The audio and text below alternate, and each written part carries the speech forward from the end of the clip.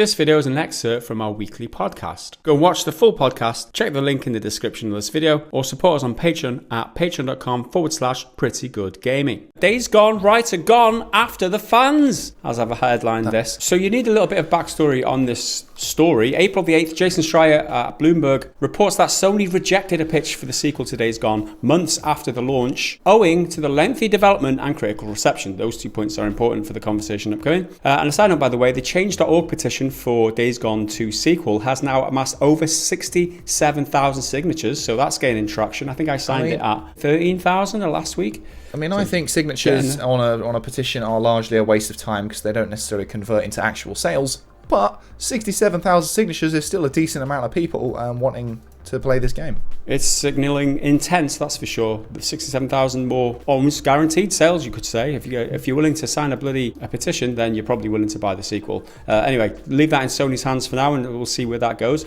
John Garvin, who many of you might remember as the Days Gone writer, one of the leads on the game, who actually no longer works for Sony. I think December the 1st last year, he announced that he'd been away from Sony Ben for over a year. He recently appeared on the David Jaffe podcast, apparently placing some of the blame on the game's success, or lack thereof, on the players. When he was asked if he'd heard anything about the, quote, meaningful uptick of engagement with Days Gone since the game was added to the PlayStation Plus collection on PS5, he said the following: I do have an opinion on something that your audience may find of interest, and it might piss some of them off. If you love a game, buy it at fucking full price. I can't tell you how many times I've seen gamers say, yeah, I got that on sale, I got it through PS Plus, whatever. Then Jaffe, the host of the podcast, instantly responds with, but how do you know you love a game until you've played it? Which is a pretty fucking good question. He comes back with, I'm just saying you don't, but don't complain if a game doesn't get a sequel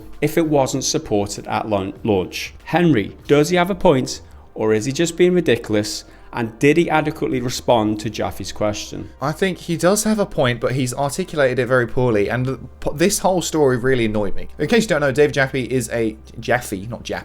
David Jaffe is I think he's a former developer. I don't think he really works in games much anymore. He did the original God of War. He's director on that, so he's done loads of stuff. He used to work with Sony, did Twisted Metal, that's a big one. But he's not as active as he was anymore, so now he just does these podcasts and says what the fuck he thinks. He's just like, I don't give a shit. I'm not working for Sony anymore. I say what I like. Anyway, what has annoyed me about this story is so many people have taken this and like ran with it as if he's like absolutely slamming gamers, when it's one comment in a 4-hour podcast, which I actually have watched it all. I watched it on double speed. Like, hell am I watching a full 4-hour thing unless it's Lord of the Rings? Come on now, I'm not insane. To give him the benefit of the doubt, I mean, I don't know exactly what he's thinking. This is just my interpretation of it. I think what he's trying to say is, if you want a sequel to a game, you need to support that game and the developers in the biggest way you can, which is to buy it at full price. But I think what comes across, and you can quite rightly criticize, how do you know you like a game if you haven't played it? So why should you risk however much games it's going to now? They're like $70 now.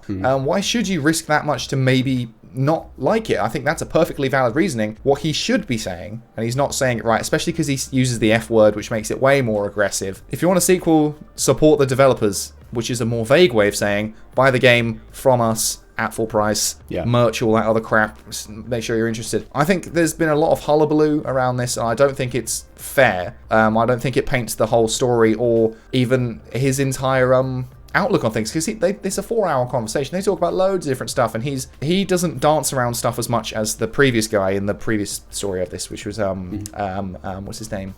Jeff. His username on Twitter is Jake Rocket, but he's either Jake or Jeff. I can't remember which way around it goes. He was still under NDA, but John Garvin said that he left Sony Ben's like 6 days after the game shipped, and he's had nothing to do with the sequel. He's had nothing to do with any of that. It was a bit of a mutual. He wasn't gelling with Sony by the end, and Sony weren't gelling with him. So like, yeah, cool, we'll go our separate ways. But I think a lot of what he said has been not taken out of context, because if he literally said, if you love a game, buy it at full fucking price. That's exactly what he said. But I think there's been a lot of headline reading and just running with that, and I don't really think that's fair. I think the main criticism for his comment is the fact that it's illogical. Like, it's putting the cart before the horse.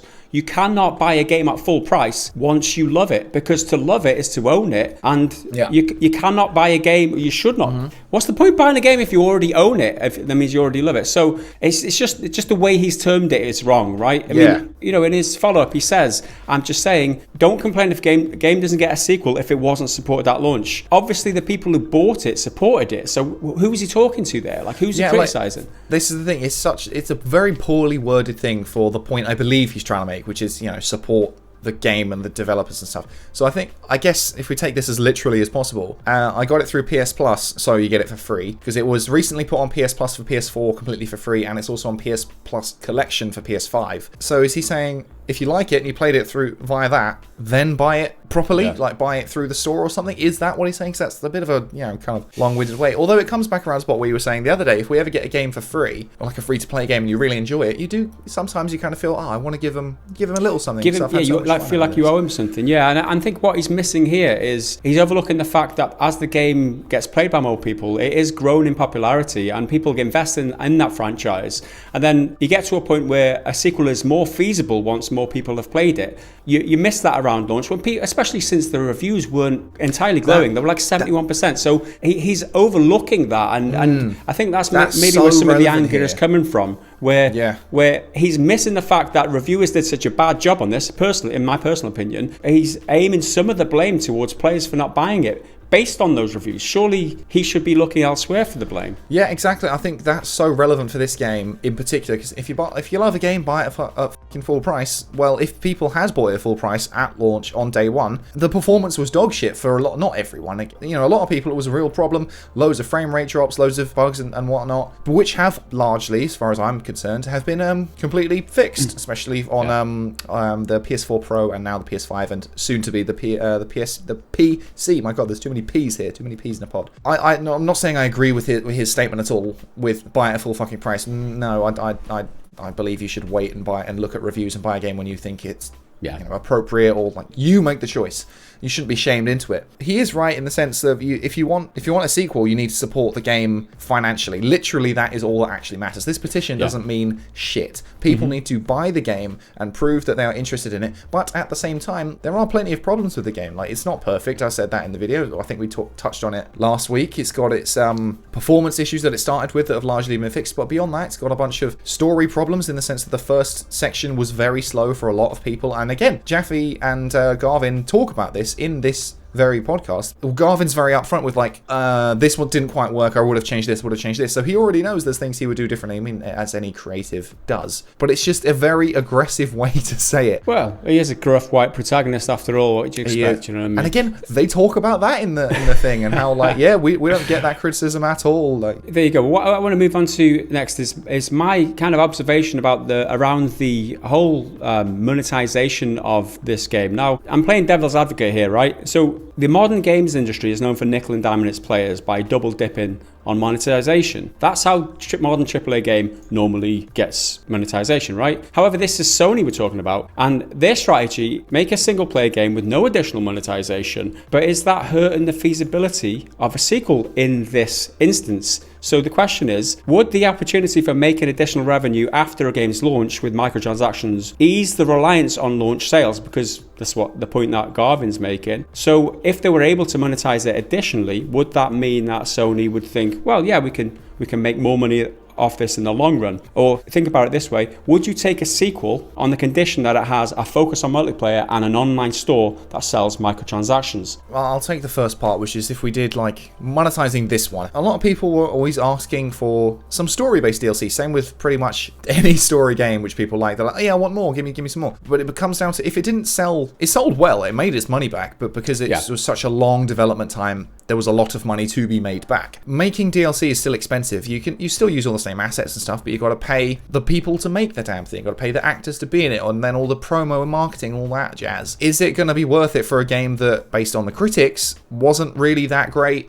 and perhaps doesn't deserve a DLC because a lot of people just don't care about Days Gone. It's had this resurgence recently, but how many people were there at day one, which I think is part of what John Garvin is trying to get at. It's like you love it now. You love it now. It's gone. It's like an ex-girlfriend. That's not the consumer's fault. Yeah, it's the game's fault, I guess, for launching the way it did. The consumer shouldn't be punished for buying a game on sale or shouted at. No, but again, I believe what he's trying to say is support the game. I don't know exactly what's going on in his head. His comments after what he's just said shed a bit more light on why he's thinking the way he is, and maybe he's placing a little too much blame on consumers' feet. So he continues, it's like God of War got whatever number millions of sales at launch, and Days Gone didn't. I'm just speaking for me personally as a developer. I don't work for Sony. I don't know what the numbers are. So he sounds a little bit jealous here of how well God of War did. It got a sequel. A lot of the more recent Sony first-party titles, they got a sequel or another game coming out almost instantly.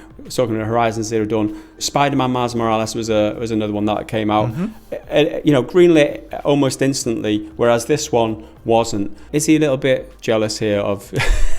I'm sure he is. I mean, I would be, numbers? but I mean, I absolutely adore God of War, but it's one of those where, as far as I can tell, the numbers just speak for themselves. God of War broke Sony's record of a day one launch exclusive as soon as it launched, and then that was rebroken by Spider-Man, and then that was rebroken by The Last of Us 2. If Days Gone was, one of these record-breaking ones, I feel like it would be a different story, but it just wasn't, because you got to look at it from Sony's perspective as well, because they're going to have to put in even more money for a sequel. A sequel will almost always will be bigger and more expensive than the original, and the Days Gone was such a long development cycle because it's their first ever open world game. Garvin carries on to say, and this is the crux of it for me, I can tell you that when we were doing Siphon Filter Dark Mirror on PSP, we got so on Dark Mirror because the piracy was a thing. Sony wasn't really caught up on what piracy was doing to sales, and we would show them torrents. A torrent site had 200,000 copies of Dark Mirror being downloaded. If I remember it right, the numbers could be wrong, but regardless, I was pissed about it then, and I was like, this is money out of my pocket. Now, sticking a peg in the piracy issue and just like putting that to one side for a moment, because that is a whole other conversation in itself. It sounds to me like there's a lot of residual bitterness here towards the gamers from this thing that happened with Dark Mirror and the piracy. Is it maybe colouring his opinion on gamers here? So, because to paraphrase what he's just said, my game deserved more sales at launch,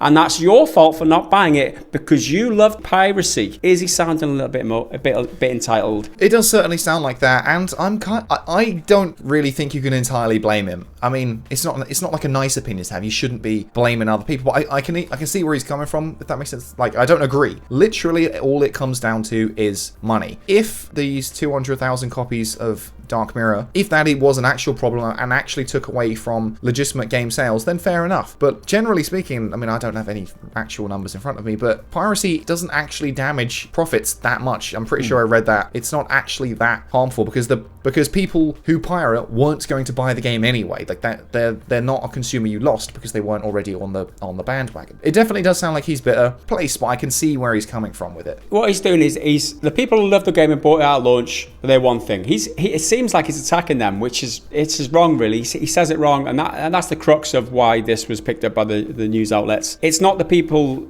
who bought it and loved the game he should be annoyed with. It's maybe let's look at the reviews and see if they did a good job, because I personally feel that they didn't do at all. He sounded a little bit entitled by saying, oh, you should have bought the game. No, we'll do what I want with the money. Thank you very much. With all that said here, though, I do appreciate that he is firing from the hip, and he's got, I mean, I don't agree with everything that he says, but the fact that he's willing to put it out there, I know, commendable.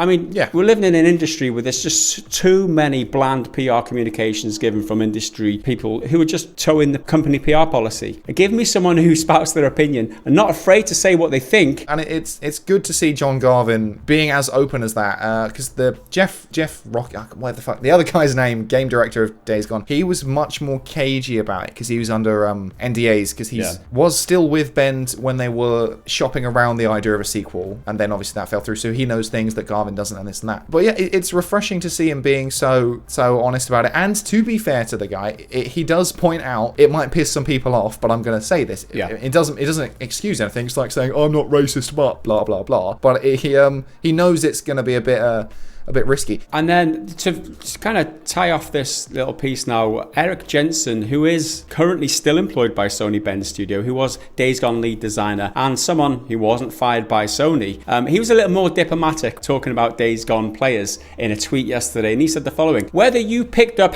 #Days Gone on day one, borrowed it from a friend, watched someone else play it, or tried it with PS Now or PS Plus, I appreciate you. Thank you for playing our game. The outpouring of love and support for our game and our studio has been incredible. Love heart emoji. This is what I was just talking about. Your typical bland vanilla response. Yeah. Is that what he really feels and thinks? Who knows? What it is a good PR line. I'm sure he does think it, and then something else. I'm sure he does love that a lot of people have played the game now on PS Plus, or, you know, lent it to a friend or whatever. But also, if you bought the game, maybe we'd get a little more money, maybe we'd be able to play it. But that's the bit, that, you know, that's in brackets, in parentheses. We don't hear that bit. He's not going to be able to say anything else. He's still at Sony. He might have had a nudge from Sony PR to say it. He might have come out and said it all by himself. Either way, the future of Days Gone is still questionable. It's not outright cancelled. I mean, Sony hasn't said a damn thing about it. It's just been Schreier's report, and then people, you know, close to the original game have been saying their piece. We don't know anything about it. It's not outright cancelled, so